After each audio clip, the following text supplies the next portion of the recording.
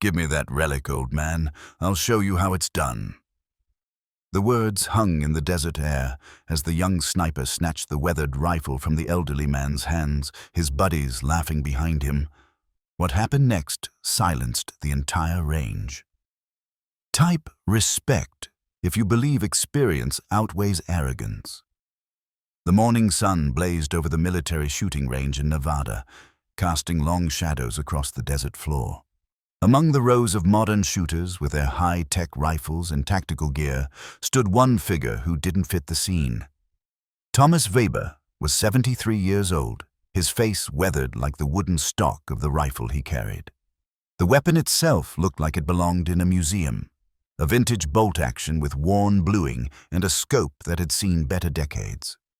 He moved slowly, methodically, setting up at the far end of the range where the 2,000-yard targets sat shimmering in the heat haze. Most shooters never even attempted those distant steel plates. They were there more as decorations, monuments to impossible precision. Staff Sergeant Jake Morrison noticed the old man immediately. At 26, Morrison was the range's golden boy, a competition shooter with 3 regional titles and a social media following that fed his ego daily. He was setting up his custom rifle, a $50,000 precision instrument with every modern advantage technology could provide. His spotters and fellow soldiers gathered around him, anticipating another display of his considerable skill. But Morrison's attention kept drifting to the old man with the ancient rifle. It bothered him, seeing someone so out of place, so obviously past his prime, attempting to shoot alongside the military's finest. "Hey, Pops," Morrison called out, his voice carrying across the firing line. "You know this isn't a historical reenactment, right?" Laughter rippled through his group. Thomas looked up slowly, his gray eyes steady and calm. He didn't respond, just returned to adjusting his rifle's position. The silence only irritated Morrison more. He walked over, his boots crunching on the gravel, his entourage following. "Seriously, where'd you dig that thing up? That rifle's older than you are." More laughter. Thomas glanced at the scope, making a minute adjustment. "It served me well enough," he said quietly. His voice was soft, almost lost in the wind. Morrison leaned closer, his confidence bordering on cruelty now. "Served you well. Old-timer, you couldn't hit the broad side of a barn with that antique. These targets?" He gestured toward the 2,000-yard markers. "These require precision equipment, state-of-the-art, not whatever that is." Thomas said nothing. He simply continued his preparations, checking the rifle with practiced hands that moved with surprising steadiness. Morrison's jaw tightened. The lack of reaction, the quiet dignity, it felt like disrespect to him somehow. "You know what?" Morrison said, his voice rising. "Give me that relic. I'll show you how it's done. Maybe then you'll understand what real shooting looks like." Before Thomas could respond, Morrison took the rifle from his hands. The old man didn't resist, just stepped back slowly, his expression unreadable. Morrison hefted the rifle, immediately wrinkling his nose at its weight distribution, the looseness in the stock, the dated scope. "Jesus, this thing's held together with hope and duct tape," he muttered. His friends crowded closer, phones out, ready to record what they assumed would be another Morrison highlight reel. He settled into position, the rifle awkward in his grip after years with modern equipment. "Watch and learn, old man," he called back.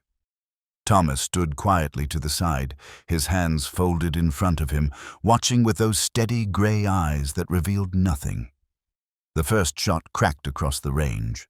Morrison's spotters checked the distant target through their high-powered optics. Nothing. Complete miss. Morrison frowned, adjusted, fired again. Another miss. His friend's laughter had died away now, replaced by uncomfortable silence. He fired a third time, then a fourth, then a fifth. Each round disappeared into the desert, nowhere near the target 2,000 yards away. His face was reddening now, sweat beading on his forehead that had nothing to do with the desert heat. After the eighth miss, he stood abruptly, shoving the rifle toward Thomas. "The scope's off. The rifle's trash. No one could hit anything with this piece of junk." Thomas took the rifle back gently, like receiving an old friend. "May I?" he asked quietly, though he was already moving back to the firing position. Morrison stepped aside, his arms crossed, his expression a mixture of embarrassment and defiance. Thomas settled down with the rifle, his movements economical and practiced. He didn't rush. He checked the wind, adjusted his position by millimeters, his breathing slowing to an almost meditative rhythm. The entire range had gone quiet now, other shooters pausing their own sessions to watch. Then Thomas fired. The crack of the rifle seemed sharper somehow, more purposeful. For a moment, nothing happened. Then, 2,000 yards downrange, the steel target rang like a bell, the unmistakable ping carrying across the desert on the wind. The sound seemed impossible, but the spotters confirmed it immediately. "Hit! Clean center mass! Hit!" one of them shouted, disbelief in his voice. Thomas worked the bolt smoothly, chambering another round, and fired again. Another ring, another perfect hit. He fired a third time. Same result. A vehicle was approaching from the range headquarters, dust billowing behind it. A figure emerged, and Morrison felt his stomach drop. Colonel Richardson, the base commander, a decorated combat veteran with 40 years of service. He walked directly to Thomas, who was standing now, the rifle at his side. Richardson's face was grave, his eyes sharp. "Sergeant Morrison," he said without looking, away from Thomas. "Do you know who this is?" Morrison couldn't speak. Richardson continued, "This is Thomas Weber, call sign Ghost. He holds the longest confirmed kill shot in American military history. 4,200 meters, Afghanistan, 2007. He trained every scout sniper instructor we have. That relic you just failed to hit anything with? That's the rifle he used in Vietnam, upgraded through 5 decades of conflicts. He's hit targets in conditions that would make your competition shoots look like carnival games." The color had drained from Morrison's face. Thomas stood quietly, the rifle held with the casual ease of someone who'd carried it across continents and decades. Other soldiers were gathering now, word spreading across the range. Richardson turned to address them all. "Ghost here came out of retirement today because we asked him to consult on our long-range training program. He wanted to make sure his old rifle still shot true before he started teaching." His gaze swept across the assembled soldiers and locked onto Morrison. "I'd say it shoots just fine. Wouldn't you agree, Sergeant?" Morrison's voice was barely a whisper. "Yes, sir." He stepped forward, his earlier arrogance completely evaporated. "Mr. Weber, I apologize. I had no right to speak to you that way. No right to touch your rifle without permission." Thomas looked at him for a long moment, those gray eyes seeing through decades of similar moments. Similar young men full of confidence that hadn't yet been tempered by experience. "Call me Thomas," he said finally, his voice still soft. "And I accept your apology. But understand something. This rifle isn't special because it's expensive or modern. It's special because I know every grain of its wood, every quirk of its action. I've adjusted for its tendencies across deserts, jungles, and mountains. Equipment matters, but knowing your equipment matters more. Skill isn't about having the best tools, it's about mastering the ones you have." Morrison nodded, unable to meet the old man's eyes. Richardson spoke again. "Weber has agreed to run workshops for the next month. Anyone interested in learning from a true master, report to Range 7 tomorrow at 0600. He paused, letting that sink in. "Attendance is mandatory for you, Morrison. Consider it remedial training." As Richardson walked away, soldiers began approaching Thomas, their attitudes completely transformed.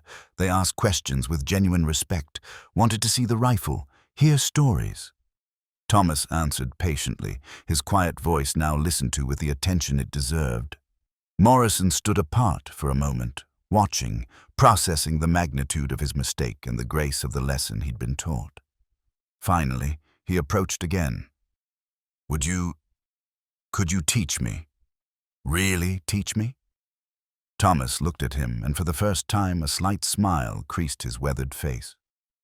Report tomorrow. Bring your expensive rifle and an open mind. We'll see what we can do. Over the following weeks, Morrison became Thomas's most dedicated student, arriving early, staying late, absorbing every lesson. The old man never mentioned that first day again, never used the humiliation as leverage. He simply taught, passing on decades of knowledge with the same quiet patience he'd shown throughout his life. The story of that day spread throughout the base and eventually beyond, a reminder that experience deserves respect, that age carries wisdom, that true skill transcends equipment. Thomas returned to his quiet retirement when the month ended, but his impact remained. The rifle that Morrison had dismissed as a relic now sat in a display case in the range headquarters, a donation from Thomas himself, with a plaque that read, "Precision comes not from the tool, but from the soul who wields it. Master yourself first. Master your craft always." Subscribe to our channel if you believe that respect is earned through humility and that true masters often walk among us unrecognized, carrying their greatness quietly until the moment demands they remind us what real excellence looks like.